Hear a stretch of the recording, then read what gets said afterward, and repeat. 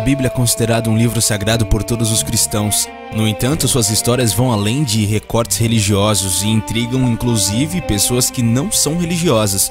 Seriam os acontecimentos bíblicos verdadeiros? Com o avanço tecnológico, está sendo possível confirmar que de fato algumas das histórias relatadas no livro são verdadeiras. Algumas das pessoas apresentadas na Bíblia também tiveram sua existência comprovada. No vídeo de hoje, você vai conhecer um pouco mais sobre este assunto. Conheça agora as 5 possíveis evidências de acontecimentos bíblicos.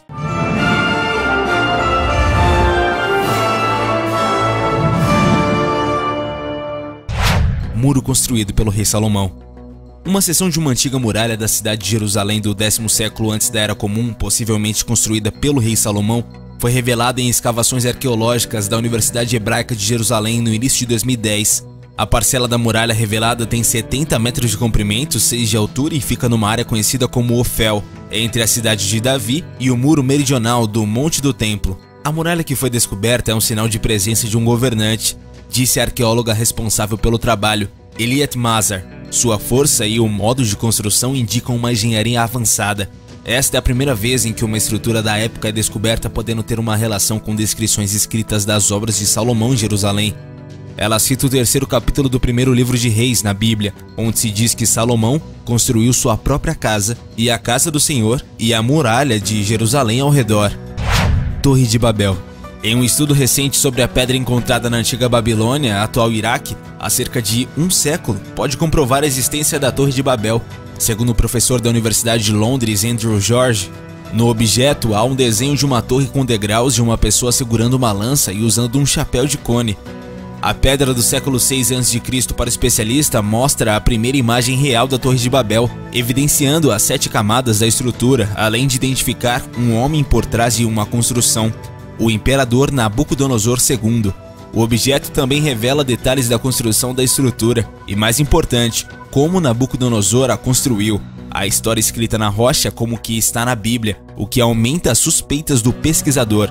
De acordo com Gênesis, 1º livro da Bíblia, a Torre de Babel foi construída por descendentes de Noé, após o dilúvio. Segundo a história, o monumento teria sido criado para que os homens pudessem se comunicar com Deus, mas foi destruído porque o Todo-Poderoso não gostava da soberba das pessoas.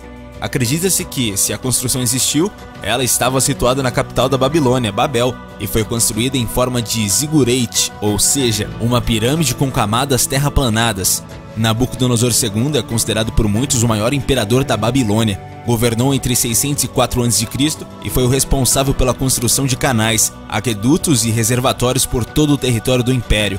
O governante teve muito sucesso em seus embates, conquistando o território em que hoje fica Jerusalém e derrotando mais uma vez os egípcios e os fenícios. Ossuário de Tiago. Em 2002, um ossuário apareceu, trazendo a inscrição Tiago, filho de José, irmão de Jesus.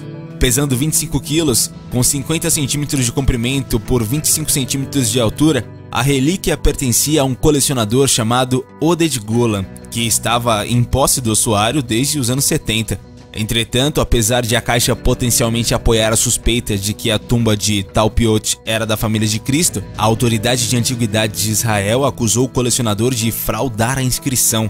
Segundo o órgão, Golan teria forjado o texto Irmão de Jesus, e a acusação acabou por abalar ainda mais as alegações relacionadas com a autenticidade da sepultura. O caso deu origem a uma longa batalha judicial, e em 2012, um juiz israelense finalmente determinou que a inscrição não era uma falsificação, já que não foram encontradas provas para sustentar a denúncia. O selo de Jezabel. Jezabel foi, talvez, a mais destacada rainha da Bíblia. Suas perversidades ficaram tão famosas que 1000 anos após de sua morte, as visões apocalípticas de João ainda utilizaram sua imagem como símbolo de apostasia e perversão. Os achados indiretamente relacionados com essa mulher começaram em 1908, com a escavação de um belo palácio em Samaria, que os arqueólogos entenderam ter pertencido a Omri e posteriormente a Acabe, que o reformou e ampliou. No que diz respeito a Jezabel, existia um selo real exposto havia décadas no Museu de Israel, que trazia as iniciais JZBL. Alguns arqueólogos suspeitavam que o selo pudesse ter sido da rainha de Acabe, mas não afirmaram isso por 2 razões. Primeira, O selo foi encontrado fora do contexto, isto é, num mercado de antiguidades. Ele possivelmente foi roubado das escavações em Samaria. Segundo, o nome de Jezabel na Bíblia possui uma letra Aleph no começo, e este nome não tinha esta letra, Pôncio Pilatos. Um anel de liga de cobre com 2000 anos de idade pode ser o segundo artefato descoberto que atesta a historicidade de Pôncio Pilatos. Descoberto há 50 anos, o anel com a inscrição de Pilatos foi restaurado recentemente em Israel. Pilatos foi governador da província romana da Judéia entre os anos de 26 e 36 d.C. e condenou Jesus Cristo à crucificação. O anel foi encontrado pela primeira vez entre centenas de outros artefatos nas escavações de 68 e 69, dirigidas pelo arqueólogo Gideon, em uma parte do sepulcro e palácio de Herodes na colina de Heródio, no deserto da Judéia. Embora não seja claro exatamente quando o anel foi forjado, ele foi descoberto no jardim da varanda de uma sala com uma camada arqueológica que data de 71 d.C., com outros artefatos de vidro, cerâmica e tampas de barro decoradas, pontas de flecha de ferro e moedas da primeira revolta judaica.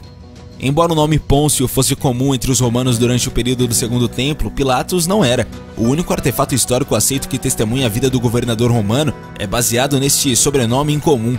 A Pedra de Pilatos foi descoberta em 1961, durante escavações em uma arena de Cesareia Marítima. A pedra contém 4 linhas de texto, 2 das quais se lê Pôncio Pilatos, governador da Judéia. Mas e você? Já tinha ouvido falar sobre essas incríveis descobertas? Deixe a sua opinião pra gente aí nos comentários. Não esquece de deixar o seu gostei e também de se inscrever aqui no canal. Valeu e até a próxima, galera aqui do Universo Curioso.